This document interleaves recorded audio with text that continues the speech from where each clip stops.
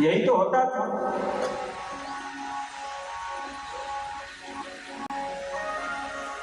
जब महावती प्राणनाथ जी महाराज सद्गुरुधर श्रीदेवी चंद जी महाराज सुंदर सा जी को राज्य और श्यामा जी का सब वर्णन करके सुनाते थे, परम धाम की लीलाओं को श्रवण करवाया करते थे, इतने वर्षों तक चला। क्या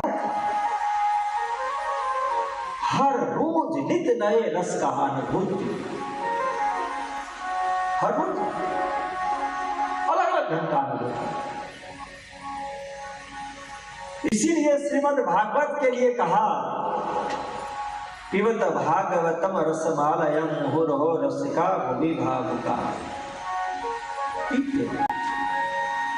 और वही श्रीमद् भागवत को कुछ दिन जब रसपान किया था सद्गुरु श्रीदेवी चंद जी महाराज, कौन सा जिस रस के अंदर में, ब्रज के अंदर में आप खुद थे, वहां बूंद बन करके नहीं थे, दृष्टा के रूप में नहीं थे, बल्कि खुद लीला में थे।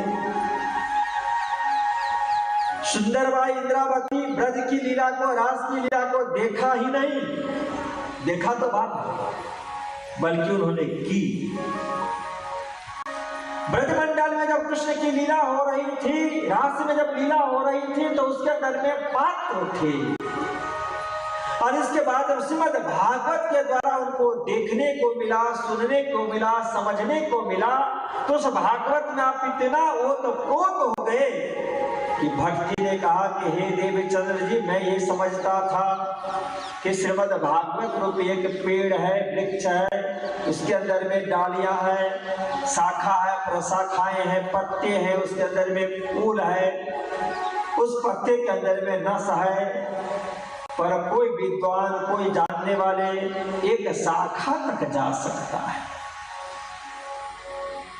पर मैंने जो अब तक आपको देखा है, देवचंद से कहा कि अब तक जो मैंने आपको देखा, उससे मुझे लगा कि श्रीमद् भागवत का कोई भी ऐसा अध्याय हो, प्रकरण हो, श्लोक हो, चरण हो, कि शब्द हो, अक्षर हो, कि शब्द हो, हर के अंदर में आप प्रवेश हो गए। इसका मतलब है कि आप भागवतमय हो चुके हैं। आप में और भागवत में कोई अंतर नहीं है। बोलो सद्गुरु श्रीदेवी चंद जी महाराज की।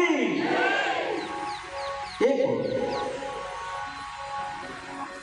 रस को समझते थे, रस का पान किया था, रहस्य समझते थे।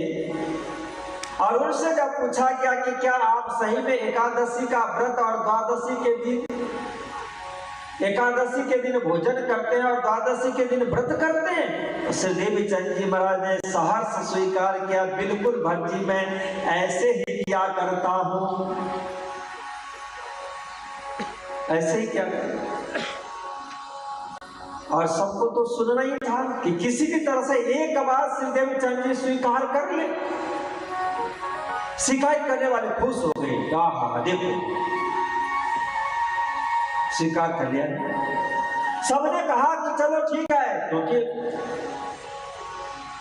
हर की अपनी दृष्टि होती है, निगाहें होती है।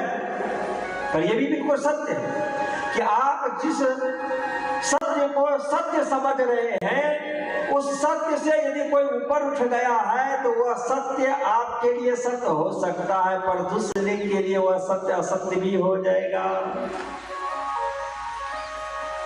असत्य हो जाएगा। नियम यही था।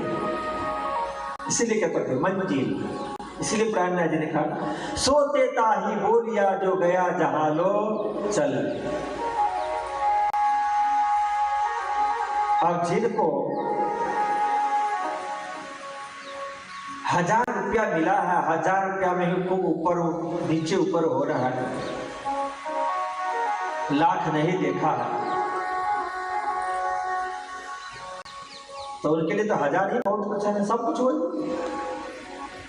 इसलिए भट्ट जी ने, हरजी व्यास भी कहा था ना, महावती प्राणनाथ जी महाराज को हरजी व्यास ने क्या कहा था कि हे सदगुरु, मैं उस भूलर का एक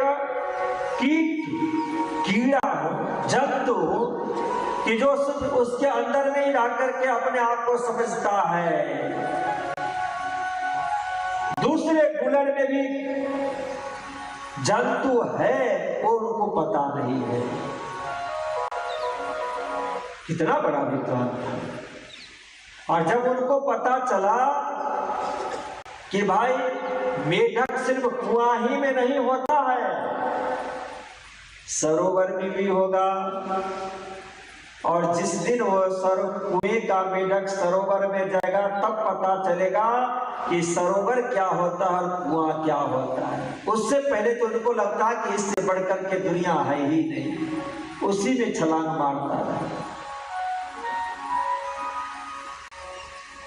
सदगुरु धन श्रीदेव चंद जी महाराज जिस समय उन्होंने कहा कि मैं एकादशी के दिन भोजन करता हूं, दूसरा द्वादशी के दिन निराहार रहता हूं, तो उनको लगा कि भाई कितने बड़े बुद्धू होंगे, क्योंकि उनकी दृष्टि वहीं तक थी, वहीं तक। पर सदगुरु श्रीदेव चंद जी महाराज ने कहा कि हे भक्त जी, आप तो श्रीमद् भागवत ग्रंथ सुनाते हैं ना, पर श्रीमद् भागवत ग्रंथ सिर्फ स्वर्ग ही नहीं देता है, वैकुंठ भी देता है, कैलाश भी देता है, ब्रह्मलोक भी देता है, साकेत धाम भी देता है, गोलोक धाम भी देता है, अक्षर धाम भी देता है, और इसके बाद जो धाम लोग नहीं जानते वो धाम परम धाम भी देता है। एक ही तो। अरे आप यदि दुकान में जाए मार्केट में कुछ खरीदने के लिए, तो मार्केट में बहुत सारे दुकानें होती है, और एक एक दुकान के अंदर में आप देखें तो बहुत सारे प्रकार के सामग्री, कपड़े भी आप देखें ना, साड़ी लेने के लिए आप जाएंगे तो एक ही दुकान में देखिए तो 100 रुपया से लेकर के 5,000, 25,000, 50,000, लाख तक की भी साड़ियां होती है कि नहीं होती है? होती है ना? हाँ, आपको पता होती। एकादशी वालों को लगा कि इससे बढ़िया कोई साधना नहीं है, तो अपने यहाँ जो हम लोग कभी कभी बोल देते हैं कि प्रवाही, ये क्यों बोलते? कि जो लोग करते हैं ना, उनको यही पता नहीं एकादशी कौन है, कहाँ रहती है, उनका काम क्या है, उनके दाम क्या है, वही नहीं पता।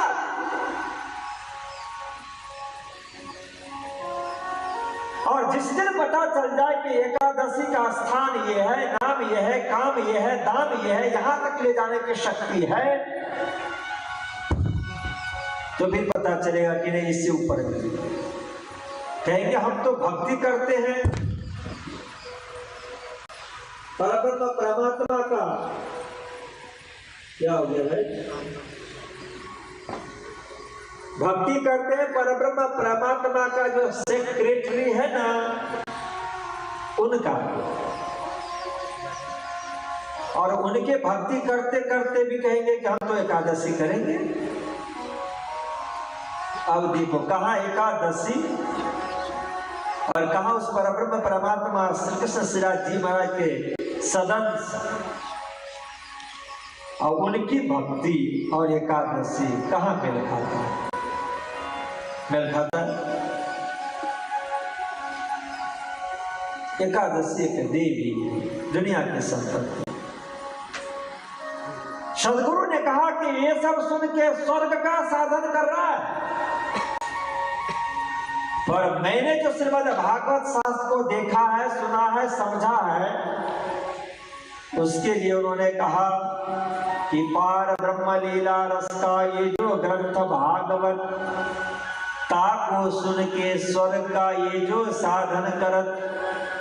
श्रीमद् भागवत शास्त्र तो पार ब्रह्म लीला से ओत है। और कहा आप डायमंड लेकर के जाते हो सब्जी मार्केट में, भाई डायमंड से कहीं सब्जी खरीदी जाती क्या?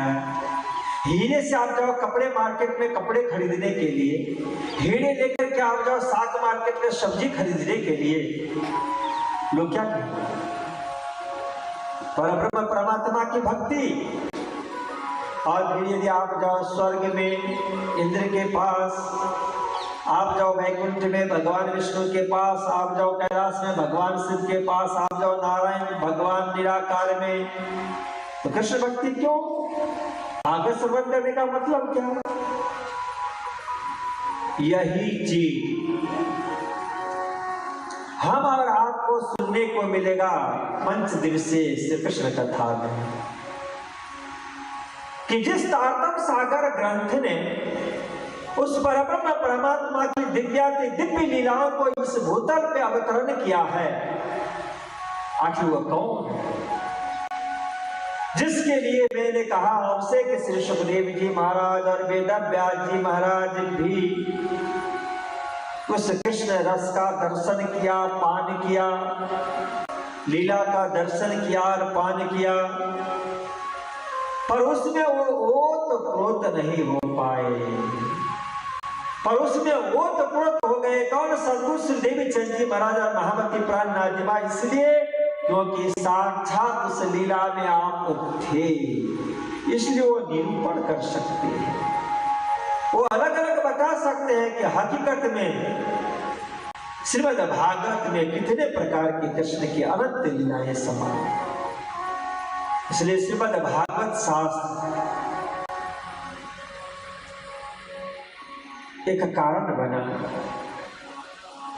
जिस कारण के लिए वेद व्यास जी महाराज ने भागवत का महत्व, भागवत क्या तत्व है, कृष्ण की लीला क्या है,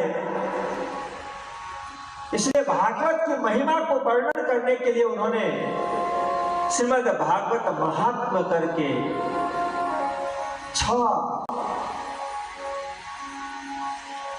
प्रकरण के अंदर में उन्होंने भागवत की महिमा को गाया,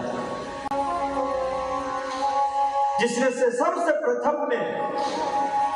प्रथम अध्याय के अंदर में पहला श्लोक है, सच्चिदानंद रूपाय विश्वोत्पत्त्यादि हेतवे तापत्रय विनाशाय श्री कृष्णाय वयं नमः।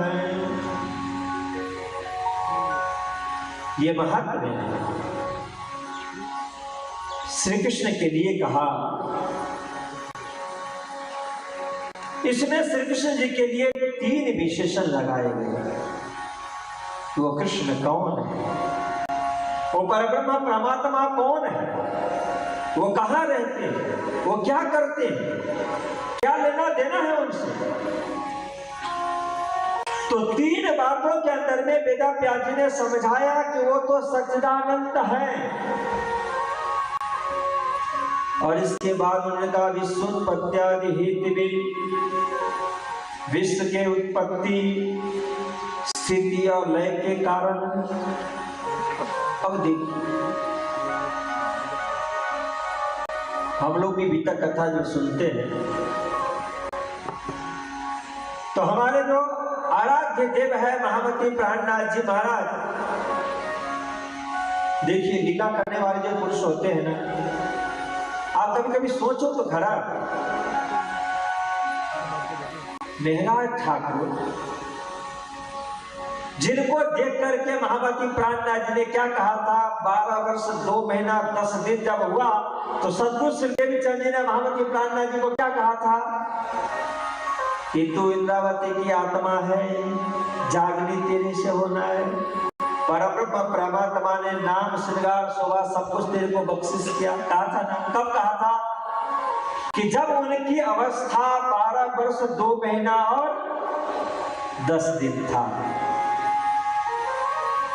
मैं आपसे पूछूं, मेरा ठाकुर क्यों गए मंत्री पर दीवान बनने के लिए? जाम राजा का दीवान बनना, दीवान बड़ा कि राजा बड़ा? कौन बड़ा है? हाँ, ये राजा बनते तो ठीक, इनके पिताश्री तो ठीक है, पर इनके जो 5 भाई है वो परम धाम के दिव्य आत्मा सद्गुरु धन श्रीदेव चंद जी ने उनको देखा है, परखा है, आत्मा वासना का नाम बताया है। सद्गुरु श्रीदेव चंद जी ने देखा कि यूं 69 पातियां लिखी धाम धरी पर, तब सैया हम भी लिखी दे पर नेक न पाई पर उत्तर। उस समय में 69 लेटर्स उनके जेब से निकला परमात्मा का रूप, और वो परमात्मा जाए एक जाम सत्ता के पास उनके मंत्री बनने के लिए, दीवान बनने के लिए, वजीर बनने के लिए। ऐसा होगा? इसीलिए परमात्मा क्या करते हैं ना, वो हमें नहीं देखना है। वो क्या कहते हैं ना, वो जानना जरूरी है, मानना जरूरी है, चलना जरूरी है। इसलिए कहा गया कि परमात्मा तो लीला का स्वरूप है। इस दुनिया के अंदर में सद्गुरु श्रीदेव चंद जी महामती प्राणनाथ जी महाराज आए हैं, लीला का स्वरूप है, लीला करने के लिए आए हैं, तो लीला करना है। इसीलिए बिहारी जी महाराज से उन्होंने कहा था नलिया बंदर में कि गुरुपुत्र आप चले हमारे साथ में प्रचार प्रसार करने के लिए, मैं नहीं चलता हूं, आपको कुछ करने की आवश्यकता नहीं। आपको अटारी में मतलब 2 मंजिले के ऊपर में बैठा करके रखूंगा, दूसरे मंजिल पे कोठे में, बंगले में।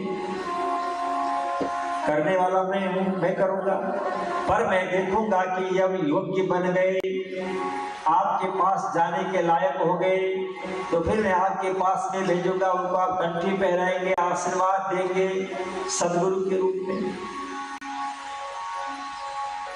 तब बिहारी जी महाराज ने कहा कि महाराज भाई क्या कहूं, मैं तो आपके जैसे दर दर भटकने वाला नहीं हूं।